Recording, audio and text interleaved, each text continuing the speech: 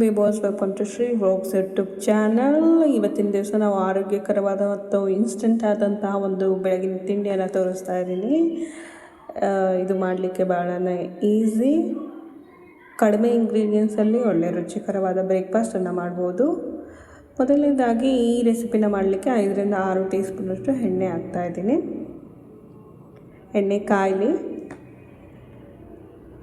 ನಂತರದಲ್ಲಿ ಎಣ್ಣೆ ಕಾದ ನಂತರ ನಾವು ಕಡಾಯಿಗೆ ಒಂದು 1/4 ಟೀ ಸ್ಪೂನಷ್ಟು ಸಾಸಿವೆ ಹಾಕಬೇಕು. ನಂತರದಲ್ಲಿ 1/4 ಟೀ ಸ್ಪೂನಷ್ಟು ಜೀರಿಗೆ. ಈ ರೆಸಿಪಿ ಮಾಡಲಿಕ್ಕೆ ಭಾಳನೇ ಬೇಸಿಕ್ ಆದಂತಹ ಮತ್ತು ಮನೇಲಿರುವಂತಹ ಇಂಗ್ರೀಡಿಯೆಂಟ್ಸೇ ಸಾಕು, ಜಾಸ್ತಿ ಇಂಗ್ರೀಡಿಯೆಂಟ್ಸ್ ಕೂಡ ಬೇಡ. ಒಳ್ಳೆಯ ರುಚಿಯಾದಂತಹ ಗಾರ್ಲಿಕ್ ರೈಸ್ ರೆಡಿ ಆಗುತ್ತೆ. 1 ಟೀ ಸ್ಪೂನಷ್ಟು ಕಡಲೆಬೇಳೆಯನ್ನು ಹಾಕ್ತಾಯಿದ್ದೀನಿ. ಇದು ಫ್ರೈ ಆಗಬೇಕು. ಮತ್ತು 1 ಟೀ ಸ್ಪೂನಷ್ಟು ಉದ್ದಿನ ಬೇಳೆಯನ್ನು ಹಾಕ್ತಾಯಿದ್ದೀನಿ. ಇದು ಕೂಡ ಚೆನ್ನಾಗಿ ಫ್ರೈ ಆಗಬೇಕು. 2 ರಿಂದ 3 ಹಸಿಮೆಣಸಿನಕಾಯನ್ನು ಬಳಸ್ತಾ ಇದ್ದೀನಿ. ಇದು ಕೂಡ ಚೆನ್ನಾಗಿ ಫ್ರೈ ಆಗಬೇಕು. 2 ಬೆಳ್ಳುಳ್ಳಿಯನ್ನು ಕುಟ್ಟಿಟ್ಕೊಂಡಿರೋವಂಥದ್ದು ಅಥವಾ ಜಜ್ಜಿರೋವಂಥ ಇದ್ದರೆ ಚೆನ್ನಾಗೆ, ಅದನ್ನು ಹಾಕ್ಕೊಳ್ತಾ ಇದ್ದೀನಿ. ಹಾಗೆ ಕರಿಬೇವನ್ನು ಹಾಕ್ತಾಯಿದ್ದೀನಿ. ಇಷ್ಟೇ ಇಂಗ್ರೀಡಿಯೆಂಟ್ಸ್, ಚೆನ್ನಾಗಿ ಫ್ರೈ ಮಾಡ್ಕೋಬೇಕು. ಇದೀಗ ಚೆನ್ನಾಗಿ ಫ್ರೈ ಆಗಿದೆ. ಈ ಹಂತದಲ್ಲಿ 2 ಚಿಟಿಕೆಯಷ್ಟು ಅರಿಶಿಣದ ಪುಡಿ ಇಷ್ಟೇ ಹಾಕಿದರೆ ಸಾಕು.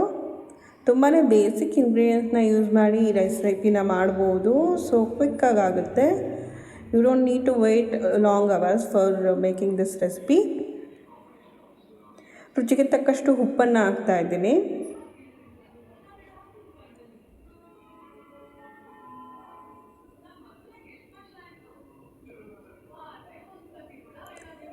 ಈಗ ಕುಕ್ ಮಾಡಿರೋಂತಹ ಸಾಮೆ ಅಕ್ಕಿ, ನಾನಿಲ್ಲಿ ಬಳಸ್ತಾ ಇರೋದು ಸಾಮೆ ಅಕ್ಕಿಯ ಅನ್ನ ಮಾಡಿದರೆ ಈ ಥರ ಉದ್ರಾಗಿ ಆಗುತ್ತೆ. ನಾವು ಏನೇ ಸಾಮೆ ಅಕ್ಕಿಯಿಂದ ಅನ್ನ ಮಾಡಿದರೂ ನಾವು ಪಾತ್ರೆಯಲ್ಲೇ ಮಾಡ್ತೀವಿ, ಕುಕ್ಕರಲ್ಲಿ ಮಾಡಲ್ಲ. ಕುಕ್ಕರಲ್ಲಿ ಮಾಡಿದರೆ ಏನಾಗುತ್ತೆ, ಮೆತ್ತಗೆ ಮುದ್ದೆ ಥರ ಆಗುತ್ತೆ. ಅದೇ ನಾವು ಪಾತ್ರೆಯಲ್ಲಿ ಮಾಡಿದರೆ ಈ ಥರ ಉದ್ರದಾದ ಸಾಮೆ ಅಕ್ಕಿಯ ಅನ್ನವನ್ನು ಸವಿಬೋದು.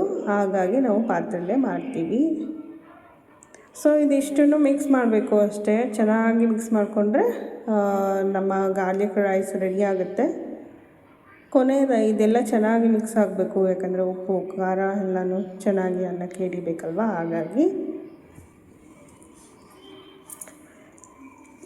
ಈ ರೆಸಿಪಿ ಭಾಳನೇ ಇನ್ಸ್ಟೆಂಟಾಗಿ ಮಾಡ್ಬೋದು. ಈ ವಿಡಿಯೋದಲ್ಲಿ ತೋರಿಸಿರೋ ಥರ ಭಾಳನೇ ಬೇಸಿಕ್ ಇಂಗ್ರೀಡಿಯೆಂಟ್ಸಿಂದ ಮಾಡೋ ಅಂಥದ್ದು. Please try this recipe. Weight ಲಾಸ್ಗೆ ಟ್ರೈ ಮಾಡ್ತಿರೋರು ಕೂಡ ಟ್ರೈ ಮಾಡ್ಬೋದು. ಈ ರೆಸಿಪಿನ ಇನ್ಸ್ಟೆಂಟಾಗಿ ಕೂಡ ಆಗುತ್ತೆ, ವರ್ಕಿಂಗ್ ಇದ್ದವರು ಮಾಡ್ಬೋದು. ಹೆಲ್ದಿಯಾದ ರೆಸಿಪಿ ರೆಡಿ ಆಗುತ್ತೆ. ಕೊನೆಯದಾಗಿ ಅನ್ನವನ್ನು ಎಲ್ಲ ಮಿಕ್ಸ್ ಮಾಡಿದ ನಂತರ ಒಂದು ಅರ್ಧ ನಿಂಬೆಹಣ್ಣನ್ನು ಹಾಕಿದರೆ ಹುಳಿಗೆ ರುಚಿ ಸಿಗುತ್ತೆ ರೈಸಿಗೆ. ಸೊ ನಿಂಬೆಹಣ್ಣನ್ನು ಹಾಕಿ ಮತ್ತೆ ಚೆನ್ನಾಗಿ ಮಿಕ್ಸ್ ಮಾಡಿ. ಇಷ್ಟೇ ನಮ್ಮ ಸಿರಿಧಾನ್ಯದ ಗಾರ್ಲಿಕ್ ರೈಸ್ ರೆಸಿಪಿ. ನೀವು ಒಮ್ಮೆ ಟ್ರೈ ಮಾಡಿ. ನಮ್ಮ ಶ್ರೀ ವ್ಲಾಗ್ಸ್ ಯೂಟ್ಯೂಬ್ ಚಾನಲ್ನ ಸಬ್ಸ್ಕ್ರೈಬ್ ಮಾಡಿ, ವಿಡಿಯೋನ ಶೇರ್ ಮಾಡಿ.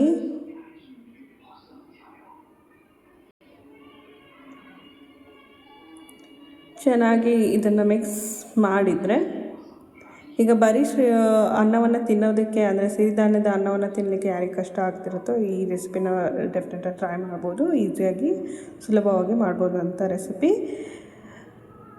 Please subscribe to my channel. Thanks for watching. Keep sharing. Thank you.